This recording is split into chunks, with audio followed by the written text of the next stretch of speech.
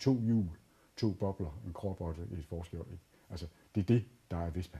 Altså, dengang, da jeg var ung, der var det jo virkelig taber at købe sådan nogle Vespa. De kostede ingenting, og man købte dem, og så, når de gik i stykker, så smed man bare ud. Vespa signalerer for mig at se en søgen efter nogle værdier, som der ligger længere tilbage i tiden.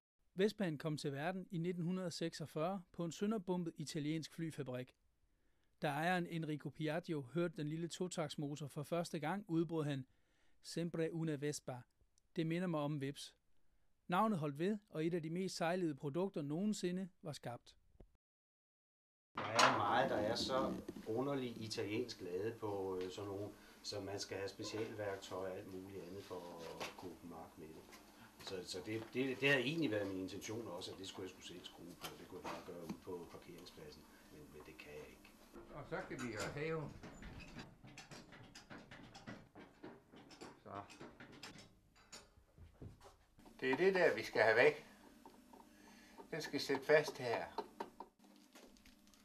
Det er fredag aften i Vespa Klub Aarhus lokaler i Harlev. Jørgens Vespa har ikke kørt i et år. Det skulle der gerne laves om på i aften. Som ung kørte Jørgen motorcykel, men en dag for 10 år siden kom han forbi en Vespa. Det er fordi, jeg kom kørende op på Christiansbjerg en dag. Og så var der en fattig mand, der havde den her scooter til salg. Den stod midt ude på gaden med et papskilt på med sidevogn og det hele på. Jeg tænkte, den må jeg bare eje, så købte den. Den ældre målgruppe, som stadigvæk køber eller har en Vespa, gør det sådan mere nostalgiske følelser. Jeg vil tro, man er oppe i alderen. Jeg vil tro måske, at man er et sted mellem 45, 55, 60 år. Jeg tror, man kan huske at have kørt på den, da man var yngre, og så har der været nogle år, hvor man ikke har haft den igen, og så har man måske genopdaget kærligheden til det her køretøj. Ja. Nej, der skubber de han ind. Nej, det går sgu ikke, Jens. Det er en søgen efter et samfund, hvor man havde mere tid og mere overskud måske, end det vi oplever i dag. Det er måske en søgen væk fra noget omkring det her meget stressede og meget pressede hverdag, som der er mange, der oplever. Det er meget fornøjeligt at køre på. Og jo mere sidevogn og jo mere flag, og vi har jo fine vimpler fra Vespa Klub Aarhus. Jo mere sådan noget gejl, man er på, jo flere der hilser og vinker og sådan noget. Det er hyggeligt. Jeg tror, det er fint. Ja.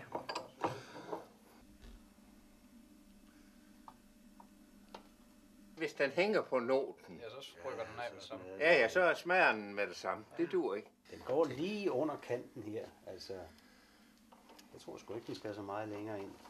Forholdet til en Vespa handler i høj grad om følelser. Det var den, de mødte mutter på, og var ude og give en gas sammen med gutteren der lørdag aften og så videre. Det var det transportmiddel og råd til. Så der er en masse gode minder forbundet med de scooter for dem, tror jeg. Jeg synes, det er smukt køretøj, jeg synes, det er en sjov historie.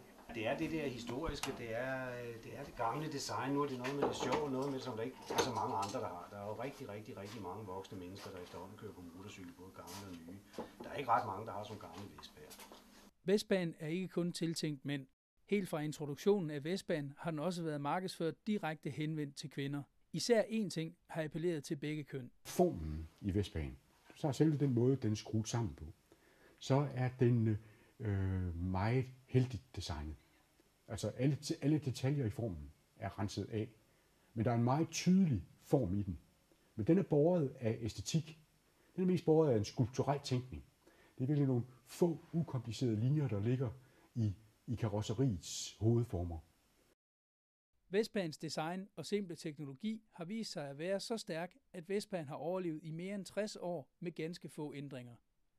På den måde har Vespaen formået at fastholde interessen hos forbrugerne. Brugeren føler, en slags trust. Altså, de kan stole på det her. At der er nogen, der ikke bare tænker på at ændre det hele på en gang. Vi vedligeholder dig. Du bliver ikke engang umoderne. Men du kan sagtens blive i vores forening og blive endnu mere moderne, men du er ikke umoderne. Du er med. Og det er en fordel med sammenholdet i en klub. For et godt design alene får ikke hjulene til at dreje rundt. Hvis jeg skal køre ud til Rønte, så skal jeg jo have 2 mobiltelefoner og falkabonnement med, og helst nogle lang livline og sådan noget. Og gerne sådan en følgebil, det gør ikke noget. Sådan et sammenhold findes i Vespa Klub Aarhus. Det er jo så der, hvor man dyrker Vespaen og dyrker det at køre en tur sammen og hygger sig og snakker teknik og sparker dæk og alle de ting her, hvor man bare kan få lov at være nørd. Og så tager man stadig nogle gode venner, og så bor man i telt eller har fået et bilværelse et eller andet sted, og så drikker man nogle øl og fortæller røverhistorier. Og der er OK-garanti på. Og det ved du godt meget, det dækker. Ja. Har du det? Det år kan I se. Ja. Det er nu tid til at finde ud af, om Jørgen kan køre foråret i møde på sin Vespa.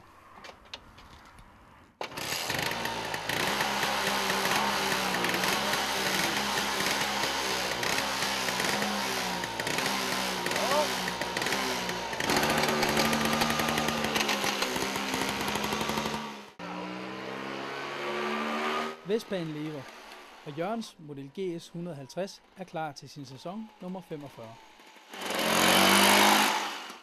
Tak skal du have, Jens. Det var jo godt. Det var delt med dejligt.